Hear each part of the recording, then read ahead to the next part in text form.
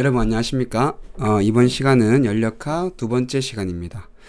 교과서 56쪽이고요. 열기관에서의 열과 일에 대해서 배워보겠습니다. 간단한 열기관 모형을 이용하여서 다양한 열역학 과정을 알아보겠습니다. 자, 첫 번째 과정은 바로 등적 과정인데요. 읽어봅시다. 압력밥솥에 밥을 할 때처럼 뚜껑을 닫아 놓은 상태에서 열을 가하면 부피는 변하지 않습니다. 아래쪽 그림 보세요, 여러분. 지금 피스톤이 고정되어 있죠. 그러니까 그 부피는 변하지 않습니다. 우리 그 압력밥솥을 한번 상상해 보세요. 이와 같이 부피가 변하지 않는 열역학 과정을 등적 과정이라고 합니다.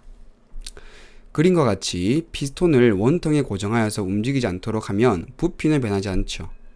따라서 델타 V는 0이 됩니다. 여기에 열을 가하면 적어봅시다. 원인. 원통 내부에 온도가 올라가죠. 따라서 결과입니다. 그래서 압력은 커지게 됩니다. 좀 이따 다시 얘기하겠습니다. 따라서 부피 변화가 없기 때문에 W는 0이죠. 한 일은 0입니다. 그러므로 열역학 제1법칙에 따라서 항상 얘기해야 되죠. 흡수한 열은 내부 에너지의 증가량과 같습니다. 여러분들 56쪽 왼쪽에다가 필기해 봅시다. 등적 과정입니다. 왼쪽 위에다가 필기해 보세요. 등적 과정. 자, 조건은요. 바로 델타 V가 0인 거예요. 그러니까 당연히 한 일이 0이 되겠죠. 그 다음 열을 흡수하는 것이 원인이죠. 이 원인에 따라서 어떤 일이 일어납니까? 바로 온도가 증가하게 됩니다. 결과입니다. 그죠? 온도의 증가를 우리가 한번 해석해 봅시다. 어떻게 해석할 수 있느냐? 바로 첫 번째, 분자 운동이 활발해집니다. 분자 운동이 활발해지는 거니까 이것은 바로 내부 에너지의 증가를 의미하게 되죠. 자, 그 다음 두 번째입니다. 충돌 횟수가 분자 운동이 활발해진다는 것은 충돌 횟수 그리고 충돌하는 세기가 증가한다는 거죠. 따라서 압력이 증가하는 겁니다. 따라서 정리해 봅시다. 마지막입니다. 열역학 제1법칙에 의해서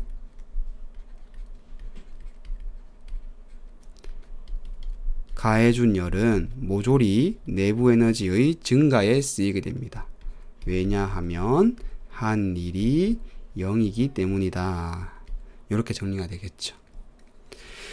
자, 그 다음 두 번째 과정, 등합 과정을 알아봅시다. 압력이 일정한 과정인데요. 그림과 같이 열을 천천히 가한다. 자, 이 말이 중요해요, 여러분. 천천히 열을 가하게 됩니다. 그래서 피스톤이 일정한 속력으로 움직입니다. 자, 여러분 적어봅시다. 일정한 속력이 무엇입니까? 예, 바로 등속 운동이잖아요. 위에 적어보세요. 등속 운동이라는 것은 R자 힘이 얼마예요? 예, 바로 0이라는 겁니다. 왜냐하면은 관성 법칙에 따라서 그렇죠. 뉴턴 제1법칙입니다. 그죠?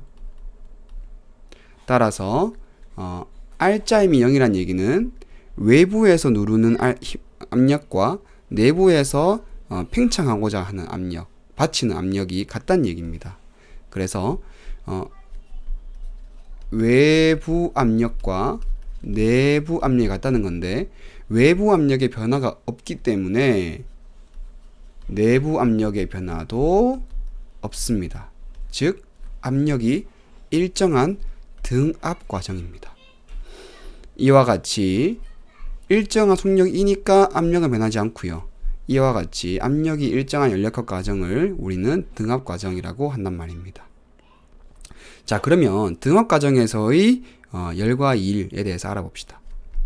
압력이 일정하므로 부피가 커지면 기체의 온도는 높아진다.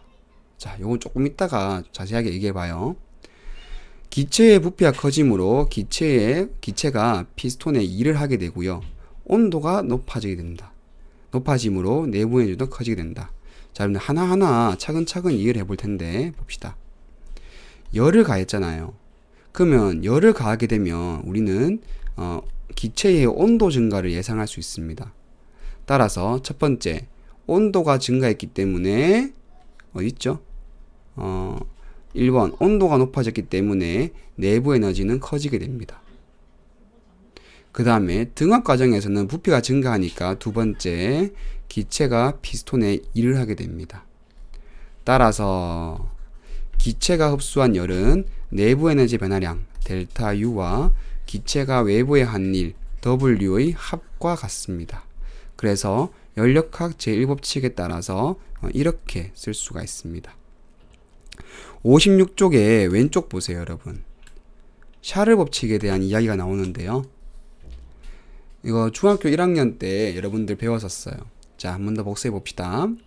기체의 압력이 일정할 때 기체에 열을 가하게 되면 기체의 부피는 증가하잖아요. 우리는 이러한 경우를 기체의 열팽창이라고 볼 수 있습니다. 기체의 부피는 절대 온도에 비례한다. 이를 샤를 법칙이라고 합니다. 자, 이때 부피가 종속 변인이고요. 온도가 바로 조작 변인입니다. 됐습니까? 압력은요, 통제 변인이 되겠죠. 그래서 여러분들 중학교 1학년 때 이런 그래프 봤을 거예요. 기체의 부피와 그 다음에 온도와의 관계인데요. 기체의 이건 지금 만약에 섭씨 온도라고 합시다. 뭐 절대 온도라고 해야 되고 섭씨 온도라고 해도 되는데 여러분들이 절대 온도라고 할까요? 그러면 이제 섭씨 온도라고 합시다. 자, 하면은 요렇게 되겠죠. 0도씨일 때 부피가 있을 거고요. 그러면은 요런 식으로 그래프가 그려집니다. 이렇게 됐습니까? 이때 이제 지점을 우리가 마이너스 273.15도씨라고 여러분들 아마 중학교 1학년 때 배웠을 겁니다. 자, 그림을 봅시다. 지금 위의 그래프와 위의 그림과 다르게 어떤 점이 좀 차이가 있냐면 여긴 지금 핀이 없잖아요. 따라서 핀이 없기 때문에 우리가 알 수 있는 것은 바로 내부 압력과 외부의 압력이 같다라는 겁니다. 압력이 일정하니까 그 한일 W는 이 사각형의 넓이와 같게 되겠죠. 그래서 뭐 단순히 뭐 적분할 필요도 없고요. 단순히 곱해주면 됩니다. 자, 등압 과정에 대해서 한번 필기를 해보겠습니다. 여러분들 이쪽 편에다가 한번 필기해 보세요. 여기 이 부분에 필기하면 되는데 선생님은 그쪽이 좀 좁으니까 여기 뒤에다가 필기를 하겠습니다. 등압 과정입니다.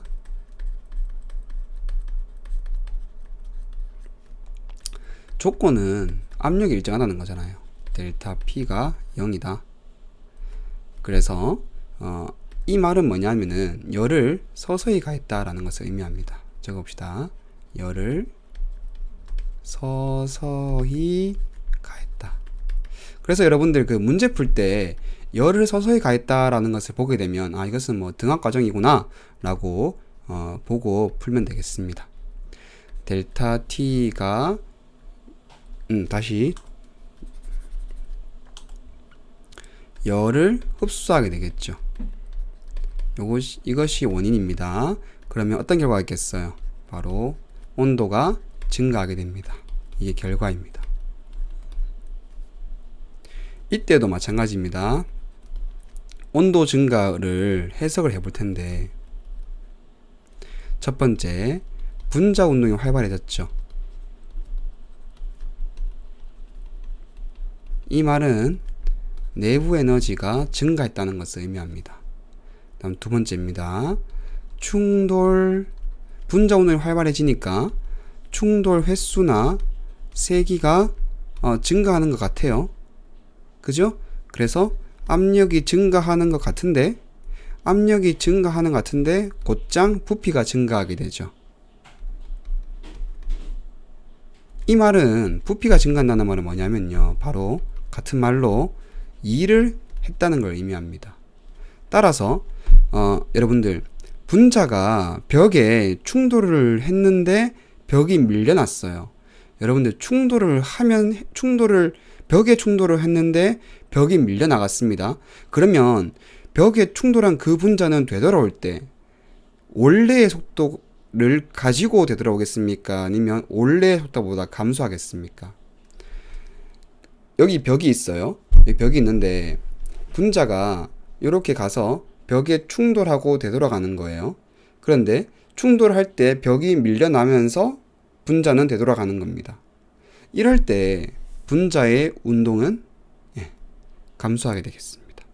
따라서 분자들의 운동이 감소하게 되니까 충돌 횟수나 세기가 부피가 증가하게 되면서 그대로 또 감소하게 돼요.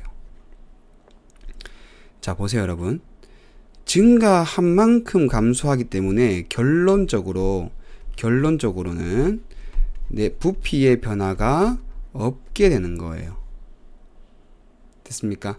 그러니까 이거는 아주 잠깐이에요. 지금 이 과정이요, 매우 순식간에 일어나게 됩니다. 매우 순식간에 일어나기 때문에 전체적으로는 압력이 일정하다라고 볼 수 있게 됩니다. 됐습니까? 그래서 연력학 제1법칙에 따라서 가해준 열만큼 내부 에너지는 증가하게 되고요. 그 다음에 기체는 일을 합니다. 이때 한 일은 바로 일정한 압력에서의 부피 변화이니까 P 델타 V라고 할 수 있겠습니다. 자, 그 다음 세 번째 과정 알아보겠습니다. 온도가 일정한 과정이에요. 기체의 온도가 일정하게 유지되면서 부피가 변하는 연력학 과정을 우리는 등원 과정이라고 합니다. 빨간색. 온도가 일정. 그림과 같이 온도가 일정할 때 부피가 커지면 기체의 압력은 작아집니다. 온도가 일정하므로 기체의 내부 에너지 변화량은 0이 되죠. 온도가 일정하니까요. 따라서 연력학 제1법칙에 따라 기체가 흡수한 열은 모두 기체가 외부에 한 일과 같게 되겠습니다. 자, 이 과정을요, 여러분들 위에다가 한번 필기를 해봅시다. 여러분들 필기할 공간이 가능할 것 같은데 선생님 따라서 필기하면 되겠죠. 자, 해봅시다. 등온 과정입니다. 검은색으로 등온 과정이죠. 자, 조건은 온도의 변화가 없는 거예요. 따라서 내부 에너지의 변화가 없습니다. 부피의 변화가 0보다 크죠. 등원 팽창하는 거예요. 등원 팽창하게 되면 이것은 일을 하게 된 경우입니다. 그죠? 온도가 일정하게 부피가 증가했어요. 등원 팽창했습니다. 이렇게 되면요, 분자들의 충돌 횟수가 어떻게 될까요, 여러분? 그리고 충돌 세기는 어떻게 될까요? 등온이니까 분자 운동이 계속 일정합니다. 분자 운동은 일정하니까 충돌 세기는 변화가 없겠죠. 충돌 세기에는 변화가 없어요. 그런데 분자들의 속도의 변화가 없으니까 세기의 변화가 없는데 부피가 커지니까 충돌하는 횟수가 감소하게 되겠죠. 따라서 세기에는 변화가 없지만 충돌 횟수가 감소했기 때문에 이것은 바로 압력의 감소를 의미합니다. 얘가 이제 결과입니다. 부피가 증가했다는 것이 원인이 되겠죠. 부피가 증가했기 때문에 그 결과 부피가 증가했기 때문에 압력이 감소합니다. 연력학 제1법칙에 따라 가해준 열은 내부 에너지 변화가 없기 때문에 모조리 일을 하는데 쓰이게 됩니다. 오른쪽 그래프 봅시다. 오른쪽 이 글인데요. 부피와 압력 관계인데요. 온도가 일정할 때입니다. 우린 이것을 보일 법칙이라고 하고요. 마찬가지로 중학교 1학년 때 배웠어요, 여러분들. 이때 압력이 조작 변인이죠. 실험할 때 우리가 압력을 변화시키면서 실험을 했었습니다. 중학교 1학년 때 기억이 날지 모르겠지만 어떤 이제 피스톤에다가 이렇게 줄을 하나, 둘, 셋 덩어리를 올리면서 피스톤이 내려가는 이 부피를 우리가 측정했었거든요. 그 다음에 이것이 조작변인, 이건 뭐죠? 종속변인이 되겠죠. 실험실의 온도가 일정했어요. 따라서 통제변인입니다. 그 여담이지만 보일이 이제 이 실험을 할 때 자기 집에 지붕을 뚫어서 큰 유리관을 만들어서 J자관을 만들어서 실험을 했었습니다. 지금 이 식을 보면요, 여러분, 부피가 압력에 반비례하죠. 따라서 얘는 분수함수 그래프예요. 됐습니까? V1에서 V2로 팽창할 때, 등원 팽창할 때 기체가 한 일은 바로 이 면적이 되겠습니다. 자, 그 다음은 단열 과정입니다. 열의 출입이 없는 과정이에요. 열을 흡수하거나 방출하지 않는 상태에서 일어나는 변화를 단열 과정이라고 합니다. 즉, 단열 과정, 자를 단자입니다. 그죠? 열을 자르는 과정, 열의 출입이 없단 말이에요. 단열 과정에서 기체가 흡수한 열은 0입니다. 따라서 이렇게 되겠죠. 단열 팽창할 때 기체의 부피가 커지므로 기체는 외부에 일을 합니다. 그러나 흡수한 열이 없으므로 기체가 한 일만큼 내부 에너지는 작아지게 됩니다. 따라서 내부 에너지는 절대 온도에 비례하기 때문에 단열 팽창하게 되면 온도는 내려갑니다. 단열 팽창에 대해서 우리가 필기를 해봅시다. 오른쪽에다 하면 돼요, 여러분. 단열 과정입니다. 자, 조건은 Q가 0이라는 거예요. 가해준 열이 없어요. 팽창을 할 때를 보겠습니다. 델타 V가 0보다 크죠? 따라서 한 일은 0보다 큽니다. 자, 여러분, 받은 열이 없는데 부피가 팽창했어요. 그 분자의 입장에서 벽에다가 막 충돌을 하게 되는데, 그 충돌을 하면서 했는데 벽이 밀려났단 말이에요. 충돌을 하는데 벽이 밀려나게 되면 그 분자가 되돌아올 때의 속력은 원래 속도보다 떨어지게 되겠죠. 따라서 충돌 횟수가 그리고 충돌 세기가 모두 감소하게 됩니다. 돌아올 때의 분자 운동이 감소하니까 돌아올 때 속도가 떨어지니까 충돌 세기는 감소하게 되고요. 부피가 커지니까 충돌 횟수도 감소하게 되겠죠. 이 말은 곧 무엇을 의미하냐 하면 압력이 감소했다라는 것을 의미합니다. 됐습니까? 그 다음 충돌 세기가 감소한다는 것은 바로 분자 운동이 둔해졌다라는 것을 의미하죠. 이것은 바로 온도가 감소했다는 것을 의미하고, 온도가 감소했다는 것은 바로 내부 에너지가 감소했다라는 것을 의미합니다. 자, 그래서 충돌 횟수와 세기가 감소했다는 것은 첫 번째 압력이 감소했다, 두 번째 온도가 감소했다, 내부 에너지가 감소했다를 의미하게 되겠습니다. 됐습니까? 자, 이제 마지막 정리하겠습니다. 이와 같이 어떤 개가 외부에 일을 하려면 연력과 제일법칙의 모양을 바꿔보겠습니다. 열을 흡수하거나 내부 에너지가 감소해야 돼요. 첫 번째, 열을 흡수하거나 두 번째, 내부 에너지가 감소해야 됩니다. 선생님이 이 델타 앞에 마이너스가 붙은 경우에는 감소라고 좀 읽는 경향이 있죠. 좀 그렇게 했을 때 느낌이 좀 옵니다. 따라서 열기관이 계속해서 일을 하려면 외부에서 에너지 공급받아야 해요. 외부에서 에너지를 공급받지 않고 계속해서 일을 할 수 있는 열기관은 존재할 수 없습니다.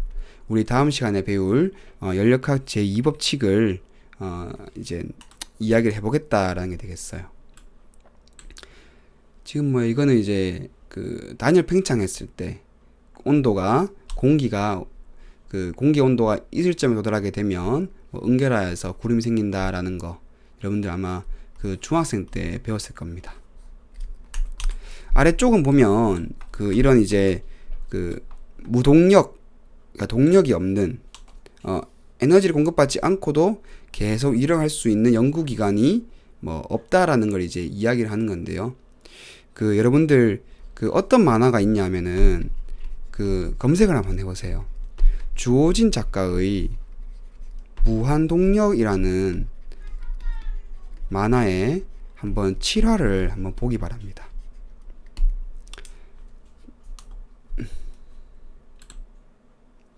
네이버에서 이렇게 무한동력이라고 검색을 하고요. 그 이제 이걸 누르게 되면 그 7화를 보면 됩니다, 여러분. 7화에 보면 이제 뭐 그 이렇게 그런 이제 무한동력에 대한 뭐 이야기가 연구기관에 대한 이야기가 나와요. 자, 오늘 수업 여기까지 하겠습니다. 수고했습니다. 마치겠습니다.